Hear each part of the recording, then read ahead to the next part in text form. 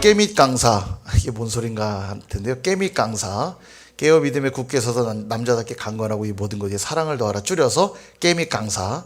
예, 그래서 오늘 슬신생, 이게 슬신생은 또 뭔가 슬기로운 의사생활 뭐 이런 거 드라마 막 했잖아요. 슬기로운 뭐 깜빵 생활 이런 거. 근데 우리가 해야 될 생활은 슬기로운 신앙생활. 예, 슬신생. 예, 늘 기억하시고 오늘 첫 번째, 어떻게 하면 슬기로운 신앙생활이 될 것인가 잘 들어보시기 바랍니다. 늘 제 설교는 금방 눈 깜짝할 새 끝나기 때문에 잠깐 딴 생각하면 끝나요. 예, 집중하시기 바랍니다. 포스터를 좀 보여주시죠. 여러분, 이 명랑이라고 하는 영화 2014년에 개봉했던 영화인데, 이순신 장군의 진주 앞바다에 있는 울돌목에서 일어난 그 왜군과의 해전 장면을 그린 영화예요. 이 영화가 우리 한국 영화사의 대기록을 세웠는데 1700만이라고 하는 관객을 동원했습니다. 저는 안 놀랄 줄 알았어요. 우리 선임 성도들은 이 정도로 놀라지 않습니다. 뭐 1700만? 예, 예, 예. 우리 선일교회 예배 한 몇 천만 드리죠? 예. 예, 그래서 뭐 1700만? 좀 많네. 예, 대기록을 아직도 못 깨고 있는데 엄청난. 근데 영화를 보신 분은 알겠지만 별로 재미없어요. 보면은 그냥 좀 지루하기도 하고, 아마도 이제 한일 간의 그 감정, 그리고 우리가 승리했다고 하는 그 역사의 기록이 한국 사람들로 하여금 이 영화를 보게 만들지 않았나 싶습니다.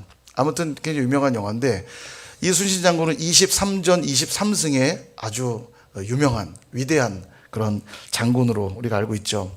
일본에서는요, 이순신을 숭배하는 사람들도 있습니다. 신으로 이렇게 모시는 사람들도 있을 정도예요. 그의 이 전쟁의 신이라는 거죠. 그 정도인데, 우리나라도 이순신 장군을 우리 대한민국 역사의 가장 위대한 장수로 뽑고요. 그래서 광화문에 가면 딱 지키고 서 있죠. 광화문에 가면 이순신 장군이 동상으로 서 있습니다. 여기서 질문, 이순신 장군은 오른손잡일까요, 왼손잡일까요? 정답 모르죠. 뭐 잘 모르는데, 그 동상을 보면 칼을 딱 들고 서 있거든요. 근데 오른손으로 들고 있어요.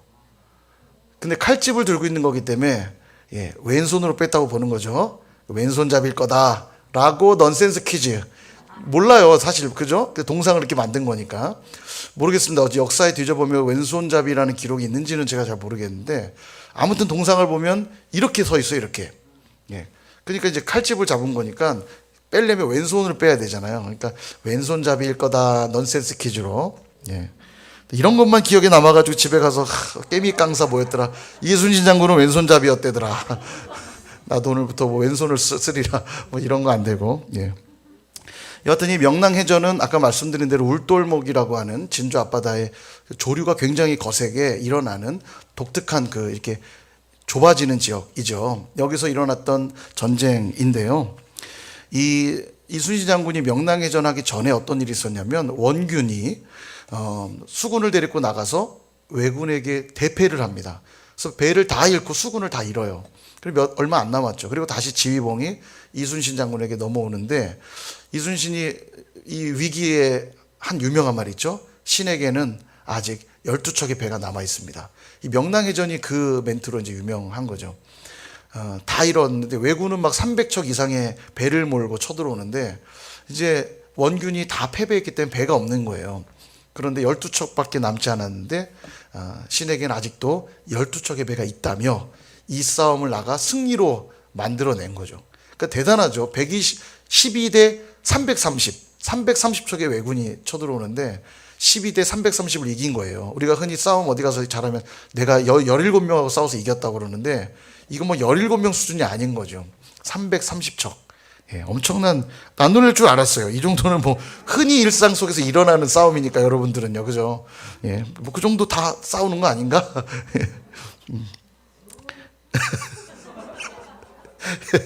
같이 웃고 싶은데 뭐라고 하신 거예요? 예.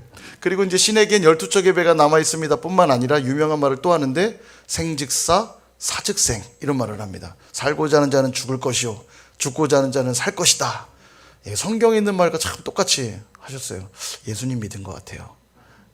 이순신 장군을 보면 되게 진리 같은 얘기를 참 많이 하셨는데, 생즉사 사즉생, 참 맞는 말이죠. 그러니까 이게 전쟁을 앞두고 매번 목숨을 던지는 결사각오로 늘 싸웠다는 걸 알 수 있는데요. 이 영화의 내용과 우리가 알고 있는 역사 속의 명랑해전을 보면서 우리 믿음 생활과 참 비슷하다는 생각을 해보게 됩니다. 보면 12척이라고 하는 작은 배로도 바다를 포기하지 않아요. 그죠? 누구나 두려워서 도망갈 법도 한데 이순신은 포기하지 않아요. 근데 우리 믿음 생활도 그렇지 않습니까? 세상을 보면 거대해 보이고 또 이 세상을 과연 내가 믿음으로 잘 살아갈 수 있을까 생각되지만 그럼에도 불구하고 우리는 하나님 포기할 수 없고 우리의 믿음을 포기할 수 없는 것과 너무나 닮아 있어요. 우리도 고백해야 돼요. 주님, 제게 아직도 12척의 배가 남아있다고 하는 이순신처럼 내게는 아직도 믿음이 있습니다. 내게는 아직도 하나님의 은혜가 있습니다. 고백하면서 내가 이 하나님이 주신 내 삶과 내 이 교회를 포기할 수 없습니다. 이런 고백이 우리에게도 있어야 되지 않을까. 또한 결전의 날이 되었을 때 수군들을 다 모으고 죽기를 각오하고 사즉생 생즉사, 죽고자 하는 자는 살 것이요 살고자 하는 죽을 것이다, 이 말하면서 결상전의 의지를 불태우죠. 이걸 보면서 믿음 또한 동일합니다. 믿음이라고 하는 그 가치가 얼마나 귀한지를 아는 사람들이 함께 모여서 주님의 말씀처럼 살고자 하는 자는 죽을 것이요 죽고자 하는 자는 살 것이라고 하신 이 말씀처럼 죽기를 각오한 믿음으로 함께 더불어 나아가는 게 참 닮아 있습니다. 그죠? 오늘 그래서 이 자리에 모여 계신 거 아니에요? 아니세요? 갈 데가 없어서 오셨어요? 아니, 떡도 먹었는데 그냥 집에 가기 뭐하고, 목사님 체면을 봐서 자리라도 지켜야지, 그런 거 아니시잖아요. 그죠? 오늘도 내가 주님 없으면 안 됩니다. 내가 죽으면 죽었지 주님을 포기할 수 없습니다. 그 믿음으로 계신 줄 믿습니다. 그리고 영화에 보면 이순신 장군이 여러 해전에서 이미 여러 번 승리를 거두거든요. 그러니까 바다에는 나름 백전노장이에요. 잘 압니다. 바다의 원리를 알고 싸움의 원리를 아시는 분인데, 이분이 그 영화에 보면 한 늙은 어부가 울돌목의 그 상황들을 설명을 해요. 그리고 이순신 장군이 그 얘기를 귀담아 듣습니다. 그리고 어부와 함께 바다에 나가 직접 사실 확인을 해요. 충분히 그 지역에 대해서 모르지 않았겠지만 늙은 어부, 누군지도 잘 모르는 그 영향력 없는 한 어부의 이야기를 귀담아 듣고 다시 한번 나가 그 전쟁이 벌어질 그곳의 상황들을 점검하고 확인하는 걸 보게 됩니다. 신앙생활도 그래요. 겸손해야 됩니다. 작고 세미한 음성을 들으려고 하는 그 겸손함이 있어야 그 지나가듯 들리는 말을 듣고도 그것에서 승리의 레시피를 얻게 되는 거죠. 우리가 작고 세미한 음성을 듣는 것, 그럴 때 승리가 있는 것이고요. 마지막 또 얻게 되는 교훈은 왜군이 이제 그 울돌목에서 완전히 패배해서 다 어려움을 당하게 됩니다. 막 조류에 휩싸여서 배가 파손되고 박살이 나요. 승리를 거둔 것 같은 그때에 조선의 배도 그 조류에 휩쓸려서 위험한 가운데 점점 빠져 들어가는 거예요. 근데 이때 그 어부들이 그 어선을 타고 나가가지고 그 배 위에 줄을 달고 막 노를 저어서 배를 건져내는 장면이 나와요. 그래서 결국은 그 위기에서 탁 나옵니다.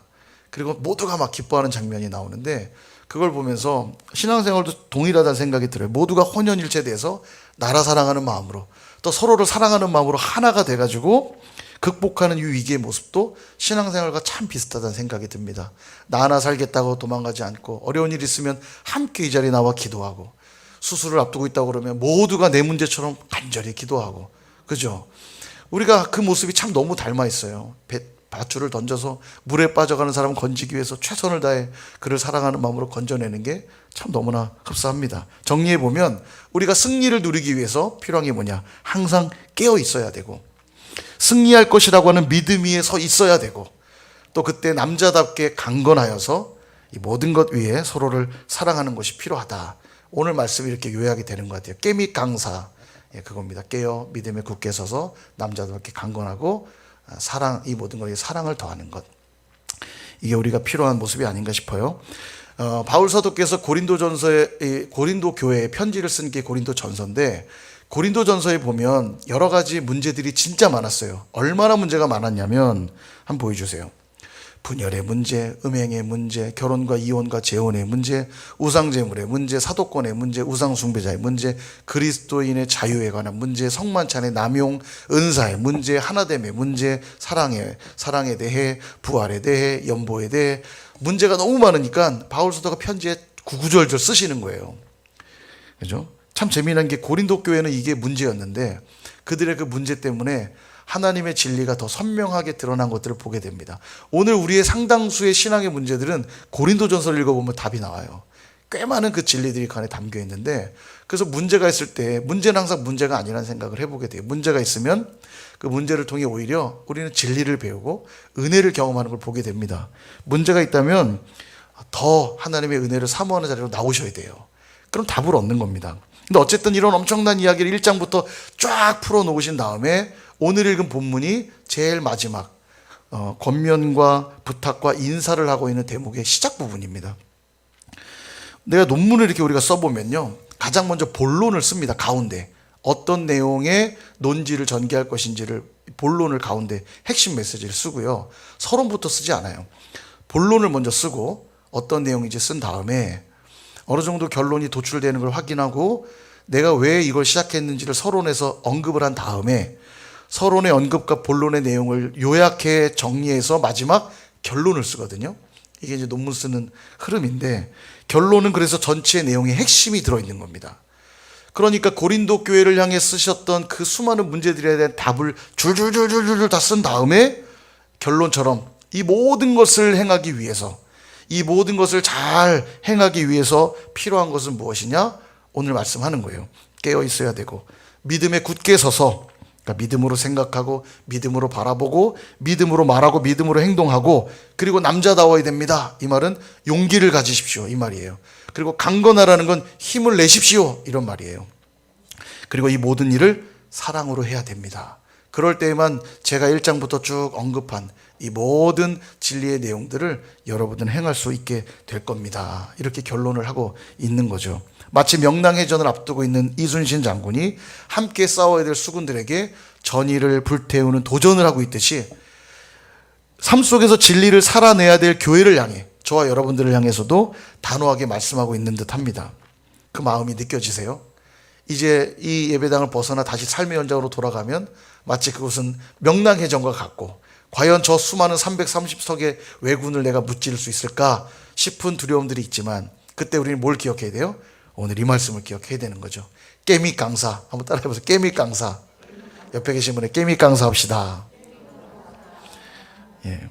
이렇게 집에 가서는 이순신이 왼손잡이래더라. 이것만 기억하시면 안 되고, 깨밋 강사. 먼저 이 네 가지를 깨밋 강사를 한번 살펴볼 텐데요. 깨어라는 말은 여기 현재 명령형으로 써 있어요. 현재 명령형. 그러니까 무슨 말이냐면 한 번 일시적인 명령을 한 게 아니라 계속적이고 반복적인 행위를 하라는 명령이에요. 한 번 깨어라는 게 아니라 계속해서 깨어 있으라라고 하는 요구라는 거죠. 예수님도 마태복음 24장 종말 강화, 종말의 때 이런 일들이 일어날 것이니 어떻게 해야 된다는 얘기할 때 이 단어를 쓰시거든요. 마지막 때가 올 때까지 뭐 하라는 얘기냐면 계속 깨어 있으라. 이게 예수님이 하신 말씀인 거죠.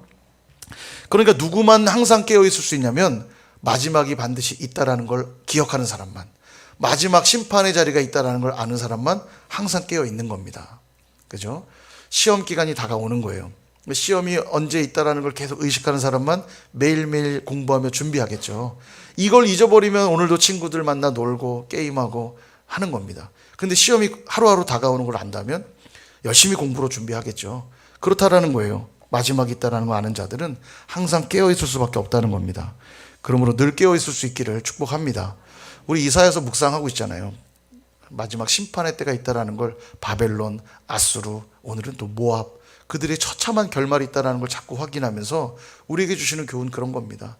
우리에게도 동일하게 심판의 때가 있다는 거 알고 오늘 내가 어떻게 살지를 생각하라는 거예요.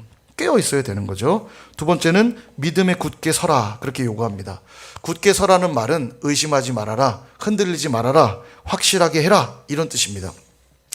중요한 건 뭐냐면, 그럼 무엇에 있어서 의심하지 말아야 되고, 무엇에 있어서 흔들리지 말아야 되고, 무엇에 있어서 굳게 서야 되는가, 이게 중요하죠. 고린도전서 전체 문맥을 보면 고린도서에서 강조하는 게 뭐냐면 예수님의 십자가와 부활에 대해서 계속 강조하거든요. 그러니까 예수님을 믿고 그 예수님의 십자가와 부활을 믿는 믿음, 바로 그 믿음에 서 있어서 그 믿음이 조금도 흔들리지 않고 그 믿음이 분명하면 된다라는 거예요.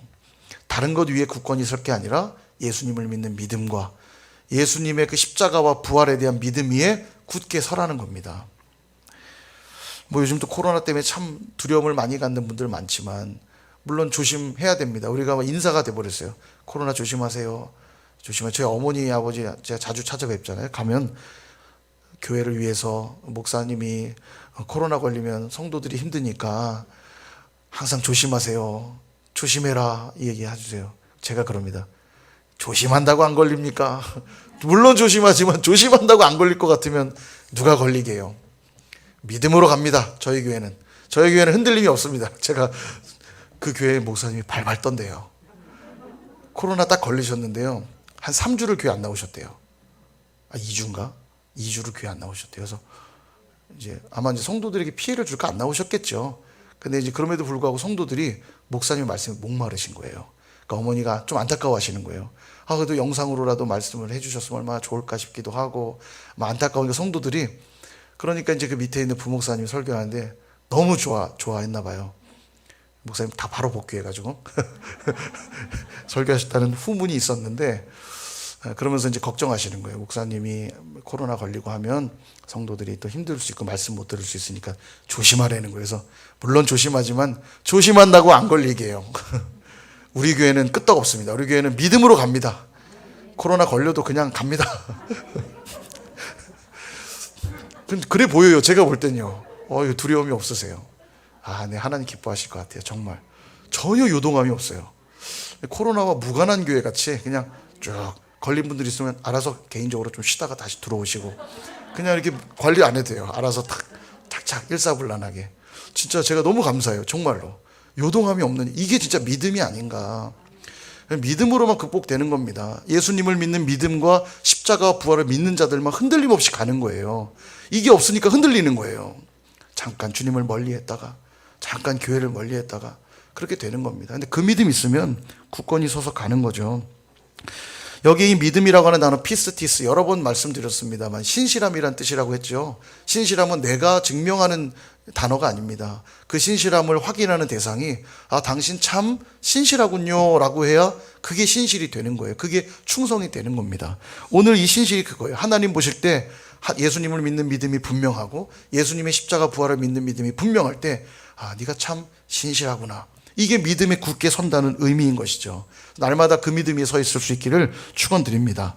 세 번째는 남자답게 강건하라 이렇게 말씀하세요. 아까도 말씀드렸지만 남자답게라고 하는 건 뭔가 여자와 남자를 이렇게 구분짓는 건 아닙니다. 그러니까 오해 안 하셔도 되고요. 남자답게란 것은 용기를 내라는 얘기예요. 용기를 내라. 그러니까 성경에 아버지만 언급된다고 왜 어머니는 안 하냐, 왜 남자 여자는 빼냐, 여러분 이게 바로 그 요즘 사회 분위기예요. 사회는 자꾸 이런 걸로 자꾸 갈라놓지만 그건 이제 은유적인 표현입니다. 그 안에 대유적인 표현이에요. 여기 남자답다라는 건 용기를 내라는 뜻입니다. 용기를 내고, 강건하라는 얘기는 힘을 내라 이런 말이에요. 용기를 내고 힘을 내라. 어린아이들이 처음 걸음마를 배우기까지 몇 번 넘어져야 된다고 말하냐면 2000번이 넘어져야 된대요. 2000번에 넘어지는 실패를 반복해야 걷기 시작한답니다. 그러니까 엄청나죠. 역시 안 놀라실 줄은 알았지만 어쨌든 2000번의 넘어짐을 그 어린아이가 무릎이 부딪히고 또 무릎이 부딪히고 넘어지고 얼굴을 받고 머리를 받고 수많은 실패 후에 걷기 시작하는 거예요. 그러니까 첫 걸음 들 때 우리가 막 감동하잖아요. 막 박수를 보내고 막 기뻐하잖아요. 그 뭐 대단하다고 한 걸음 탁탁 내디디면 막 난리가 나잖아요. 우리 애가 진짜 천재야 막 이러면서 다 그렇게 걷는 건데도 우리 애는 더 특별해 보이고. 근데 박수할 수밖에 없는 게 2000번의 실패를 거듭해서 첫 걸음을 뗀 거니까 박수해야죠. 정말 잘했다 너. 정말 이겨냈구나. 2000번의 실패를 이겨냈구나. 에디슨이 전구를 개발할 때 2000번 실패했다고 그러죠. 그러니까 기자가 그 많은 실패를 어떻게 극복할 수 있었습니까? 저는 실패한 적이 없는데요. 저는 2000번 배웠는데요. 그러니까 그는 계속 안 될 때마다 이렇게 해볼까? 이렇게 해볼까? 안 되네? 이렇게 해볼까? 자기는 계속 새롭게 배웠다는 거예요. 참 놀랍죠. 근데 아이들이 그렇게 걷는다고 하는 거예요. 또한 어린아이들이 그러니까 극복해야지만, 두려움을 극복해야만 걸을 수 있다는 거죠. 또한 어린아이들이 처음 두발 자전거 탈 때 굉장히 두려워합니다. 너무 배우고 싶어 하지만 자꾸 넘어지니까 두려워해요. 그러니까 안 타려고 그러죠. 그럼 부모가 잡아줄게. 걱정 마. 아빠가 꽉 잡아줄게. 그리고 잡아줍니다. 그러면 아이가 뭐라 그러냐면 아빠 놓으면 안 돼. 아빠 놓으면 안 돼. 왜냐하면 그 두려움이 가득한 거예요. 그러니까 이 두려움 때문에 못하는 건데 아빠가 잡아준다는 생각 때문에 두려움을 애써 이겨내고 있는 거죠. 근데 사실 조금 타다 보면 어떻게 해요? 아빠가 손 놓잖아요. 놓고 아빠 놓은 거 아니지? 야, 아직 안 났어. 그러면 사실 자기 혼자 타고 있는데, 놓으면 안 돼? 놓으면 안 돼. 그러니까 결국은 무엇이 문제냐면 이 두려움을 극복하느냐, 못하느냐 문제예요. 그러니까 아빠가 잡고 있다고 믿고 있으니까 두려움보다 그 믿음이 더 커지니까 자전거를 타는 겁니다. 이게 되게 중요한 원리예요. 두려움을 극복할 때 역시 자전거도 타게 되는 거죠. 우리가 어떤 일을 행하려 할 때 가장 조심해야 될 게 있다면 그 두려움이에요. 두려움이 몰려올 때 우리가 사실 걸음을 내딛지를 못합니다. 그리고 염려하게 되고 근심하게 돼요. 두려움이 있으니까 가나안 칠족속과 싸워보지도 않고 우리는 저들 앞에 메뚜기다. 우리 망했다. 싸워보지도 않고 그렇게 자포자기하니까 광야에서 다 죽은 겁니다. 1세대들 다 죽은 거예요. 그리고 골리앗이 딱 와서 야 니네 나랑 한번 붙어보자. 한 번도 싸워보지도 않고 골리앗이 두려우니까 다 도망가요. 다 숨어 있습니다. 그러니까 싸움이 안 되죠. 그때 다윗만 담대하게 나가 싸운 거 아니겠습니까? 여러분 염려와 근심의 내용을 잘 들여다보세요. 벌어지지 않은 일들이 대부분입니다. 그러니까 어떤 벌어진 일 때문에 근심하는 게 아니라 벌어지지도 않은 일 때문에 막 근심하고 있어요. 연구에 의하면 사람의 염려의 88%가 벌어지지 않은 일에 대한 것이래요. 그러니까 우리가 얼마나 염려와 근심이 많습니까? 벌어지지 않은 일들에 대해서 염려해 보세요. 마음에 병이 생기기 시작하고 몸에 병이 생겨요. 계속 그것 때문에 잠을 못 자고 근심되고 눈이 쏙 들어가고 살이 빠지고 그렇게 되는 겁니다. 그래서 믿음이 필요해요. 예수님을 믿고 그분의 십자가와 부활을 믿는 이 믿음 위에 서되 간신히 매달려 서 있는 게 아니라 어떻게 해요? 남자답게 강건하게 큰 용기를 가지고 힘있게 서 있으라는 거예요. 당당하게. 저는 이 용기 낸다는 말을 참 좋아하거든요. 제가 아마 두려움이 많기 때문에 그런 것 같아요. 저는 이 강단에 설 때마다도 하나님께 기도하고 그래요. 두려움이 많습니다. 하나님 제 이 졸렬한 입술에 능력을 주시고 용기를 주시고 제가 참 두려움이 많은 것 같아요. 그래서 좀 기도할 때도 용기를 주라는 기도를 많이 하거든요. 하나님 오늘도 주님의 말씀에 순종하는 믿음과 용기를 주십시오. 그 말씀에 순종하는데 되게 용기가 필요해요. 그렇지 않습니까? 솔직히 세상에 나가서 내가 예수님을 믿는 자로 살 때 용기가 필요해요. 쉽지가 않거든요. 근심과 염려 때문에 믿음으로 사는 삶을 포기한다면 그것이야말로 우리가 정말로 두려워야 될 일입니다. 우리가 염려와 근심 때문에 두려워하면 안 되고요. 믿음에 남자답게 강건하게 용기와 힘을 가지고 서 있어야 되는 거죠. 실패는 실패할 때 실패가 아니라 포기할 때 실패라는 말이 있어요. 더 이상 그렇게 살려고 하는 의지를 내려놓고 용기를 갖지 않을 때 그것이야말로 진짜 실패인 거죠. 그러므로 용기를 내시고 힘을 내실 수 있기를 축복합니다. 마지막으로 이 모든 것 가지고 사랑으로 행하라 이렇게 말씀하거든요. 이미 바울사도께서는 고린도전서 13장에서 사랑에 대한 얘기를 하시죠. 사랑장이라고 하잖아요. 사랑이 없으면 전사의 말을 한다 해도 방언을 한다 해도 예언을 한다 해도 구제를 한다 해도 이 모든 게 다 귀하고 놀라운 거지만 사랑이 없으면 조금 부족한 것이다가 아니라 아무것도 아니다. 아무 쓸모없다. 이렇게 말씀하세요. 사랑이 너무 중요합니다. 요한일서 4장에도 보면 하나님은 사랑이시라. 사랑이 많으시다 아니고 사랑이시다. 하나님이 그냥 사랑이시래요. 그러니까 사랑을 경험하지 않고 사랑으로 행하지 않으면 하나님을 경험할 수 없다라는 거예요. 사랑으로 행하지 않는다면 하나님과 결코 동행하는 삶일 수 없다. 그렇게 말씀하는 거죠.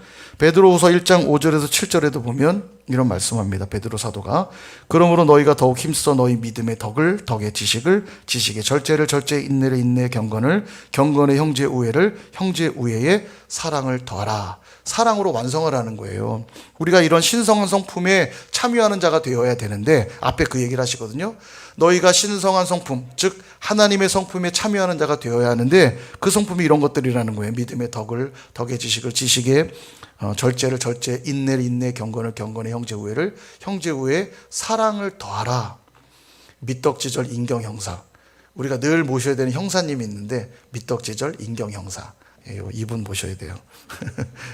어쨌든 하나님의 성품의 가장 절정이 뭐냐면 사랑입니다. 이 모든 것 위에 사랑을 더할 때 하나님의 성품이 완성되는 거예요.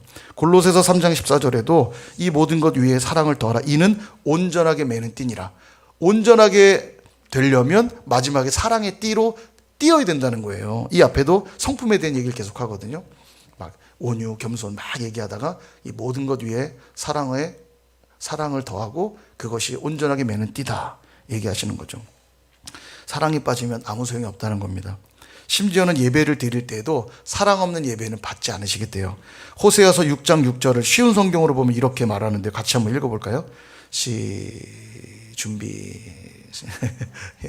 같이 한번 읽어보겠습니다. 시작. 내가 바라는 것은 제사가 아니라 진실한 사랑이며 태워드리는 제사인 번제가 아니라 하나님을 아는 지식이다.